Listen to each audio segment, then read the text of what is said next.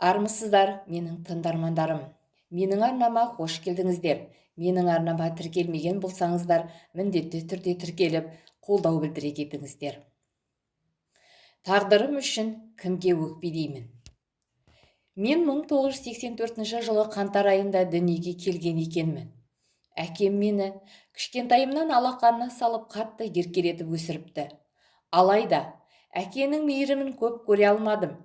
Тағдырдың жазуымен 41 жасында өмірден озды.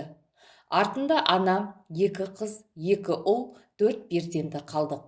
Анам әкеміз кеткеннен кейін қатты қайғырып қамықты. 4 баланы қалай бағып, қалай жетілдіремін деп көп жылайтын. Сол уақыттарда 1993 жылдары ақша ауысып, аумалы төкпелі кезеңдер орын алып жатыр еді. Сол бір қиын кезеңдерден өтіп, уақыт өте келе жағдайымыз дұрыстала бастады. Анам бір сиырдан тұқым көбейтіп сүт, құрт, май сатып, әпкем мен ағамды оқытты. Екеуі оқу бітірген соң адамның бір жағына шығысып жұмыс істей бастады. Әпкем тұрмысқа шыққан соң ағам үйдің бар шығынын өз мойнына алып жұмыс істеді. Мен мектепті аяқтаған соң оқуға түстім. Колледжді үздік бітіріп, әпкемнің жанына жұмысқа тұрдым. Өз қолымыз, өз аузымызға жеткен соң анама жұмыс істетпедік. Жастық шағым уайым қайғысыз өтіп жатты. Осылай жүріп жұмыста бір жігітпен таныстым. Ол жігіт менен 8 жасқа үлкен еді. Маған қамқорлық танытып, тәттілер сыйлап, жұмыстан алып қайтып жүрді. Сол жігітке қатты көңілім құлап, жақсы көріп ұнаттым. Алғаш рет ғашықтық жақсы көру, сүю сезімдерін бастан өткеріп жүріп, үлкен қателікке бой алдырдым. Оның сені жақсы көремін, үйренеміз деген сөздеріне аңғал басым сеніп қалып, аяғымның ауырлап қалғанын сезбеген екенмін. Жағдайымды жігітіме айтқанымда ол ізім ғайым жоқ болды. Жаным қысылып, жүрегім жаралы, анам мен бауырларымның алдында елге қарай алмай, ұяттан өртеніп, мен қала бердім. Анам бұл жағдайды білгенде қатты күйініп, маған ұрысты. Сөйледі, ол қатты қамықты, уайымдады. Алайда, іштен шыққан шұбар жылан ана деген өз баласын ешқашан жамандыққа қимайды екен ғой. Соныңда, қызым-ау, ойнап жүріп от басқаныңды білмей қалғаның не? Қандай, кіммен болса да өз балаңды өз қолыңнан қалай өлтіресің? Сәбиіңді дүниеге әкелесің. Оны өз бауырыма басып қараймын.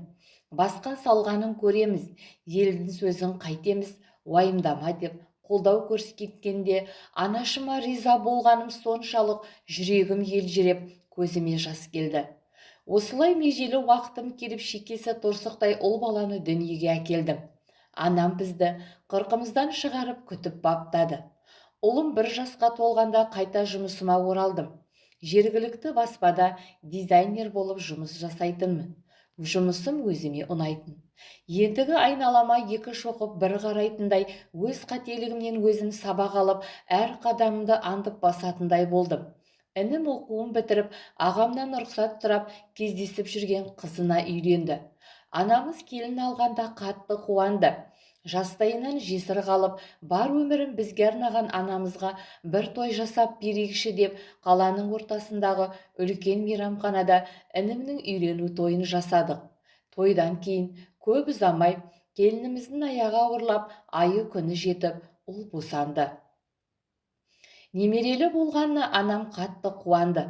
Оны да асты үстіне түсіп күтіп баптап, келіне жақсы қарады. Отбасымызда барлығымыз тату, ауызбіршілікте өмір сүріп жаттық. Анам менің ұлыма өз немересімен бірдей қарады.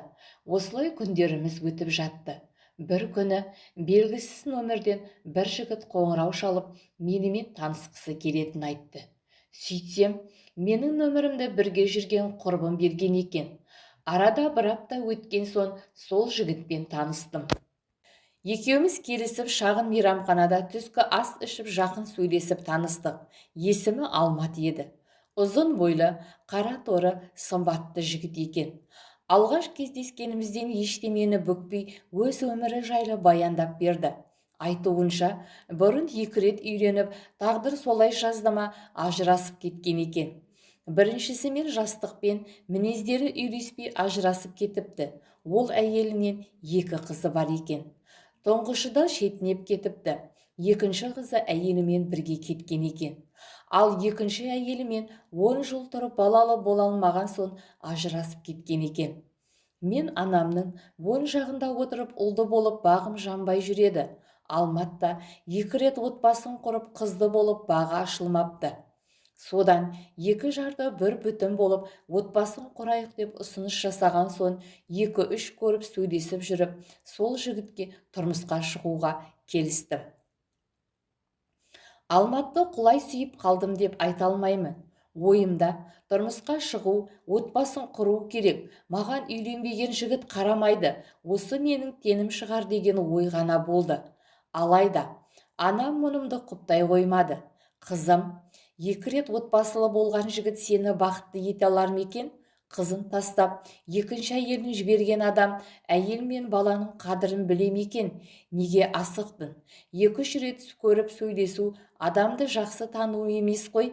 Дегеніне қарамастан Алматпен некемізді қиып қосылдық. Өйткені жасым ұлғайып келе жатыр. Құрбыларымның барлығы да тұрмысқа шығып балалы шағалы болып кеткен. Мен қашанғы жүрейін? Тағдырым осы шығар деген болатынмын. Екеуміз ата-анасының алдынан өтіп, шағын ғана жиын жасап, некемізді қидық. Ешқандай той, алыс-беріс жасамадық. Алмат бір үйдің жалғыз ұлы еді. Ата-анасы ауылда егістік мал шаруашылығымен айналысатын. Ал жолдасым бөлек қалада тұрады, жұмыс жасайтын. Үйленген соң 1-7-ден кейін біз қалаға көштік. Екеуміз де жұмысымызды жалғастырып, өміріміз бір санды өтіп жатты. Табиғаттың заңымен көп ұзамай аяғым ауырлап, қызымыз дүниеге келді. Осы кездері бала көтере алмай 10 жыл тұрып ажырасып кеткен әйелі жолдасыма қоңырау шалып, қуанышына ортақтасқан болып, жақсы ниетпен құтты болсын айтып, үйге келді. Оны іштей жақтырмағанымен жолдасыма білдірмей дұрыс қабылдағандай болды. Алайда, оның ниеті дұрыс емес адам екенін бір көргеннен-ақ сездім. Ішкі түйсігім алдамаған екен. Уақыт өте сол бұрынғы әйелі қызғанды ма, көре алмады ма, күйеуім екеуміздің арамызға түсе бастады. Неше түрлі қитұрқы әрекеттер жасады. Қызым 6 айға толғанда сол әйелдің кесірінен алғаш рет екеуміз қатты сөзге келіп қалдық. Осы кезде орнынан тұрды да бізді тастап шығып кетті. Ол кеткен соң ашуға булығып заттарымды жинап, қызымды алып, мен де кетіп қалдым. Үйленгеннен кейін өз атыма несиеге жолдасыма көлік алып берген болатынмын. Ашуланып көлікті бермеймін деп нөмірін жұлып алып кеткен болатынмын. Кейін барып көлікті де алып кеттім. Сол кезде күйеуім 102-ге хабарласып мені ұры деп кішкентай 6 айлық қызымен ровдыға апарды. Сол түнді қамауда өткіздім. Жолдасыма деген бүкіл сезім, сенімім сол түні өшті. Бір темір үшін бізді сатып осындай тірлікке барғаны жаныма қатты батты. Оған деген ашу жаны сөзбен айтып жеткізе алмаймын. Қатты күйзеліске түстім. Қызым омырауымда болмағанда іс-әрекетіме жауап бере алмас па едім. Ойын сан-саққа кетті.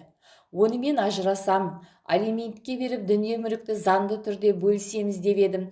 Жолдасым олай жасама, мен арызымды қайтып аламын, қамаудан шықтым. Шыққан соң көлікті қайтарып алды. Сол кезде оның бетіне де қарағым келмей, екеуміз екі жаққа кете бардық. Анама қайтып келген соң арада көп өтпей аяғымның ауыр екенін білдім. Алланың бергені өзім ақ бағып аяққа тұрып кетемін деп өз-өзімді жұбатып жүргенде жолдасым түк болмағандай қайта келді. Бір ашуыңды берші деп кешірім сұраған соң бұл балаларым да тұңғышым секілді әкесіз өспесін деп жолдасымен қайта қосылуға мәжбүр болдым. Айы күні жетіп ұл бала босандым. Аяғым ауыр кезіндегі күйзелістің салдарынан ұлым барух сердце деген диагнозбен туылды.